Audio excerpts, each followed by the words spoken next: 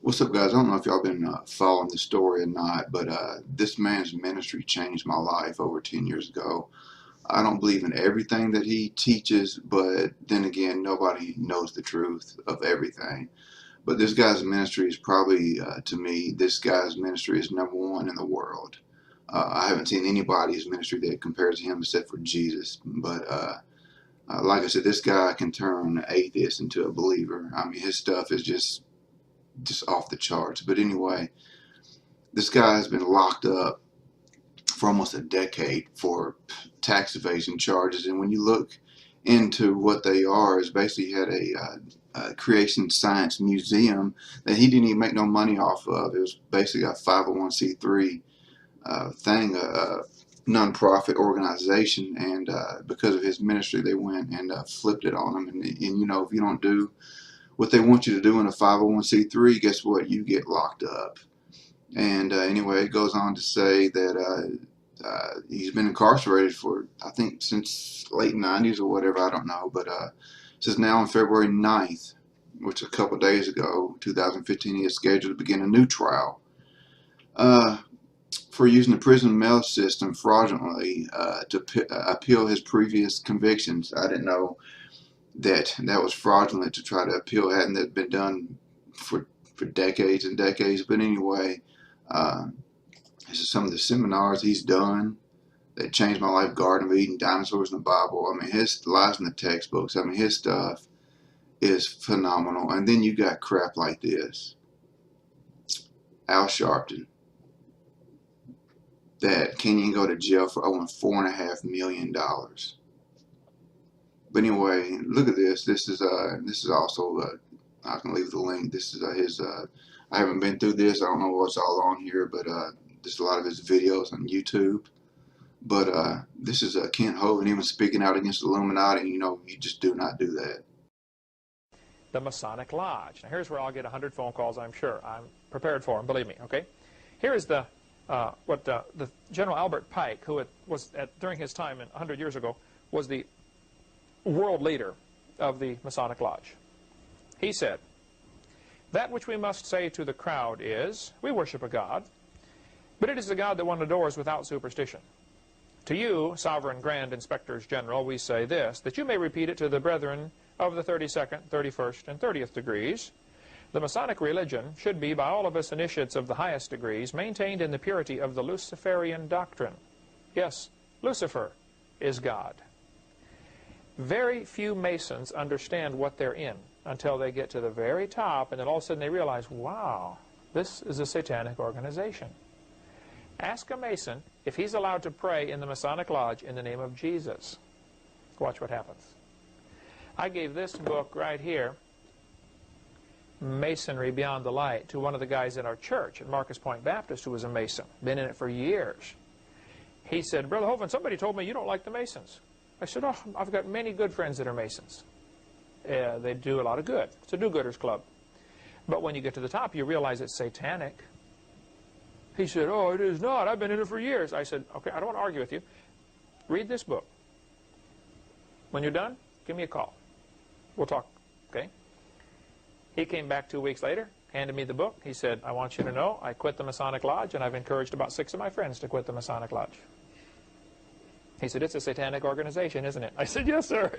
It certainly is. But see, they will run you down a particular track if they think, you know, you're a religious person. Like Billy Graham is a Mason, or was made an honorary Mason, I guess. They will try to get religious people in there and make them a Mason, and they come to the meetings and they think, wow, this is a do-gooders club, you know, et cetera, and they never do find out what they're in. They spend a lifetime thinking, you know, everything's fine. Criswell at the First Baptist Church in Dallas, you know, Pastor Criswell, a Mason. The list of Masons will surprise you. There are some really good people in there who just are flat duped, in my opinion. They don't have a clue what they're in. Manly Hall, in his book called The Lost Keys of Freemasonry, said, "When the Mason learns that the key to the warrior on the block is the proper application of the dynamo of living power, he has learned the mystery of his craft. The seething energies of Lucifer are in his hands, and before he may step onward and upward, he must prove his ability to properly handle energy." Scarlet and the Beast, I met with the author of this book. He's a friend of mine in Texas. He has written several books on the Masonic Lodge and how it ties in. If you really want to go down deep, stay down long, all the documented stuff on the Masonic Lodge. He works under a pseudonym, calls himself John Henry. That is not his real name, because he knows they'll kill him if they can find him. That's the way they work, by the way. We can go all day on this. If you want more on Masons, I would suggest you read one of these books. This one's available from Chick Publication, Masonry Beyond the Light. Really good book. John Ankerberg has a great videotape and book on the Masonic Lodge. I've been on John Ankerberg's program. He and I would differ on several things, but he's a great guy and a friend. I would consider him a friend of mine. He's got a good book if you want more on the Masonic Lodge. The Bible says in Matthew chapter 5, swear not at all. Pretty clear, right? Here's the oath the Masons have to swear. This is one of the first oaths. They have all sorts of them at every level. The Mason, to get in the lodge, will say, I, he puts his name in here, do hereby swear that I will always conceal and never reveal any of the secrets of Freemasonry to any person. If I do, I consent to having my throat cut from ear to ear, my tongue torn out by the roots, my body buried in the sands of the sea at low water mark. Can you imagine Jesus saying something like that? No Christian should be in the Masonic Lodge, period. Okay? If you are, you ought to get right with God and get out. Okay? I know you think you're in a do-gooders club. I've got some very close friends, some relatives that are in the Masonic Lodge that have been in it for years and don't see a thing wrong with it. They will, Judgment Day. They'll realize their time and their money and their energy has gone to support a satanic cause, and they should have been putting it into God's cause. James chapter 5, the Bible says, above all things, my brethren, swear not. Now, satanic groups will take certain holidays just like Christians have holidays. Okay? 33rd degree Mason is an honorary title. In the Masonic Lodge, 33 degrees is very important. 33rd day of the year happens to be February 2nd, which is called what? Groundhog Day. Groundhog Day, right. Remember the movie Groundhog Day? The guy got to do the same day over and over till he got it just right, you know. February 2nd is the first satanic holiday of the year, is my understanding. Just like we would celebrate Christmas or Easter or something, they will celebrate February 2nd as the first satanic holiday because it is the 33rd day of the year. 1933, Roosevelt passed the War Powers Act. He ordered all private gold turned in to the government. Remember we showed you the Federal Reserve notes, 1928. It says you can redeem this for gold. 1934, doesn't say that anymore. Matter of fact, if you owned gold, you were considered an enemy of the state and could go to prison. It was treason to own gold. 1933, Rockefeller sent money to set up Adolf Hitler in Germany.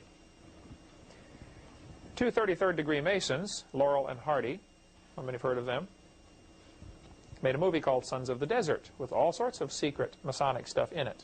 You have to watch the movie very carefully. The Masons will see these things. For instance, as Joseph Smith, the founder of the Moron Church, was dying, he was being shot, okay? He gave the Masonic distress symbol, which is like this. If you put your arm, it's supposed to be part of a square, okay? Any Mason who sees that is obligated under their Masonic oath to come to your aid and help you. If a man is a Mason in court and he knows the judge is a Mason, there are different symbols, things that they do, handshakes, grips, you know, the way they stand. They'll put their hand like this, the lawyer will. That's a sign, Judge, you better help me here. I'm having trouble with this case and I've got to win this case. And you're a Mason and I'm a Mason. Now come on, help me out here, fella. They've got loads of these things, these secret things going on that the average person's never going to catch. 1933, Vice President Henry Wallace, who was an occultist, worshipped into the occult, decided to put the Great Seal on the $1 bill. Here's a picture of the Great Seal, the all-seeing eye. Now, I take a lot of flack for this. People have argued for centuries, or for decades, what this symbol represents.